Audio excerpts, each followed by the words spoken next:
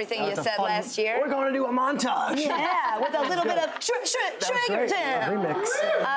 We miss you. Yeah, I miss you. You're great. Miss you. You're How about great. this crew? How about this crowd? Fantastic. I was saying before that if I had to replace you for this year because you're so busy with Good Morning Football, it should be a testament to you that I need 3 people. Yeah, and one with a giant Super Bowl ring, one a comedian superstar, and Nick Wright, who might be the most opinionated guy in America. Right? Yeah, that is true. That is, yeah, don't clap for them, they suck. Give me some hot takes. You got anything? No hot takes. I just gotta tell you, Katie, I'm in Atlanta for like week 10, okay?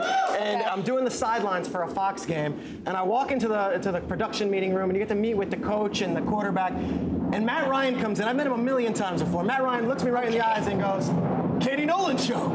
He remembered it completely, because last year we did a bit where we had him drink Natty Ice, but we called it Matty Ice. So he was drinking. Do you get it? And you tell me, did you think Matt Ryan was gonna chug a beer? No. Matt Ryan takes the beer, Natty Ice, and just chugs it right there. Yeah. He had the best time, and the best part was, at the end of it, I'm like, all right, we'll see you Super Bowl week this year. And he looked at me, week 10, and he's like, not this year, baby.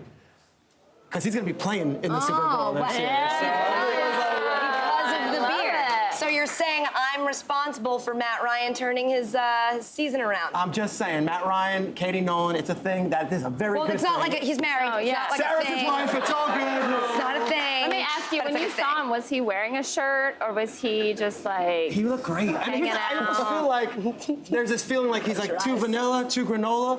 He's kind of cool. He's kind of cool, right? Like, I gave him that beer. I put it in front of him, and just TV, like it was live TV, my first time, like first week doing it. I put it in front of him, I cracked mine open, and I was like, had you opened it, he would drink it, but you didn't open it. And he, like you said, he picked it up, cracked it, and drank it. We don't know who's a sponsor, what's up. He didn't care. He's like, did not care. It was like fun. And you hear Schrager go, he's gonna do it! Yeah, there it is.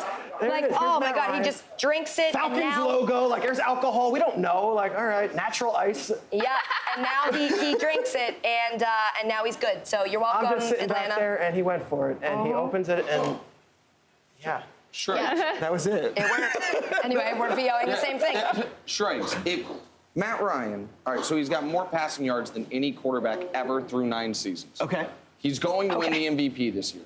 Yeah. If they win the Super Bowl, he's in the Hall of Fame. Every quarterback ever that's got an MVP and a Super Bowl championship, forget if they happen in the same season, is in the Hall of Fame. Like, this guy somehow, when you guys were interviewing him, you guys didn't say this to him because you're kind people, but like the idea of Matt Ryan was, he's like kind of been a disappointment. Like, and now he's 1 win away from a guaranteed Hall of Famer. Like, that's what he's playing for. This team, not even just Matt Ryan, it's like we have this Mount Rushmore of, Roethlisberger and Brady and Peyton and Rodgers and all these guys. And it was Terry Bradshaw. Terry Bradshaw. But it's current day quarterbacks. You never think of Ryan in that conversation. But the numbers tell a story. The fact of the matter is they haven't gotten it done. And I've said this a few times, but I feel like this team is like your college girlfriend. You're going back to your hometown. They've been on primetime just twice this season. One of them was against the Trump and Clinton debate. No one's seen them. And so they're finally on the big stage. I'm like, you gotta be good. Like, I've been talking you up. No one's seen you. You need to perform. And guess what? In front of the parents, in front of the hometown, they were amazing. They were putting dishes in the dishwasher. They were giving like a nice bottle of wine to your mother. Like, they just passed with shining colors. And now it's the biggest of stages. And Nick, to your point, you've got this Olympus of quarterbacks. If he wins, it's almost like Joe Flacco that year, where it's just like, let me just barge through the door, and you can't question me. And I wonder if Monday morning we wake up and we look back on this season, we're like, oh my God, was that the best quarterback season we've ever seen? And was Matt Ryan the guy who did it? And we don't realize it till after the fact. Yes. So I hope you're saying that. So he has to do nothing else after this year. Nothing else. No, if you have an MVP and a Super Bowl championship and you're a quarterback, you get in the Hall of Fame. Like, I didn't make the rules. Kurt Warner is not in the Hall of Fame, and he's got all those things. Is he not better than Kurt Warner? Is he better than Kurt Warner right now? Warner's the last guy, by the way, to win a Super Bowl and an MVP as a quarterback in the same season. The last 6 guys who were MVP winners. And I know he hasn't technically won the award. Guys, save this for Undisputed. Okay, oh, sorry. Let me ask you a question, though. Do you think Tom Brady gets in? No chance. No chance. I mean, if he, I just want to write these things down. If he loses this one, there's no chance he's in. I'm sorry. Yeah. Anywho, Schrager, you feel really strongly about who's winning the Super Bowl. I'm assuming it's the Patriots. Yeah, no, that's the thing. Like, they're the favorite. I'm going Atlanta. Yeah.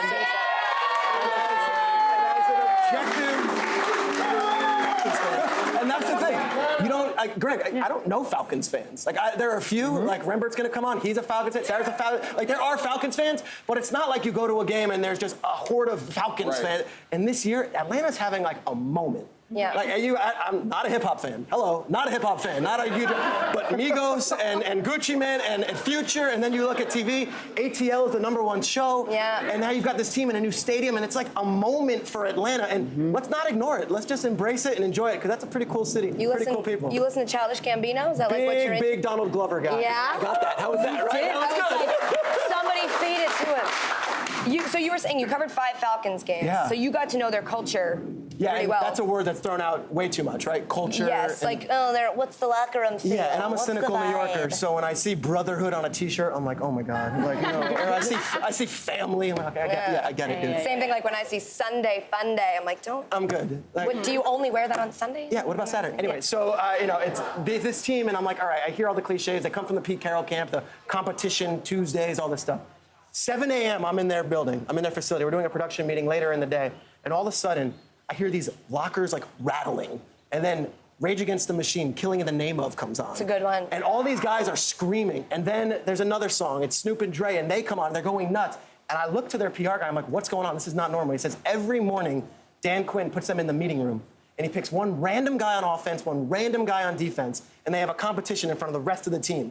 And if the losing guy is the part of that unit, they're going to run gassers the first 20 minutes of practice. Oh. So it's all competition, unit versus unit, offense versus defense, and they breathe on it. So I would say all that stuff is cliche, but they bought in. And it doesn't matter if we buy in. Yeah. They bought in. So I think the Falcons on Sunday are going to show up, and they're going to buy in again. I hope not. DQ's a big like UFC guy, right? Like he's a big fight sports guy. He's a so that Jersey makes guy. sense. Yeah. Dan Quinn's from New Jersey. That That's covers all you need to that. know. Yeah, he's bridge and tunnel. B&T. If I get that It's you're Morristown. I get that you're all in on the Falcons, but like if you had to like I don't know, find like one reason the Pats could like win, what would it be? For one reason. Just like Everyone's one. saying number 12, right? Everyone loves Brady, and everyone's really going big on Kyle Shanahan, but I think Josh McDaniels might be the most offensive genius in the entire league. And this is a guy who put on a game plan with Jacoby Brissett as quarterback, and they shut out the Texans 27-0 on a Thursday night. Sorry, guys. Playing to the audience. And then you had Jimmy Garoppolo do all those things, and McDaniels finds a way. So if you're going to take away Gronk, they haven't lost since. If you're going to take away Edelman, we'll beat you with Hogan. If we beat you with Hogan, we'll beat you with LeGarrette Blount. I can go on and on. Josh McDaniels is that dude. He didn't want a head coaching job this year. There were a lot offered. There were a lot of companies. He's like, you know what? I'm good. Let's stick with these guys. He is the wild card. I think he might put on an even better offensive game plan than Shanahan. But how is he with his backpack? Does he know where he left Weird it? deal, Does right? he keep it with him at all times? Is that not weird? And the story was Art Spander, a 78-year-old sports writer, Thank accidentally God. picked it up, But right? thank God it was that guy. But you know what's funny? I'm getting tweets the next morning, people being like, oh, Belichick did it again. Yeah. We had that conversation. Found a way. I know. I heard 78-year-old, and I was like, I didn't know Belichick was 78. He's way younger than that. Does anyone else want to ask Schrager anything before we let him go? Yeah, just on the Pats angle.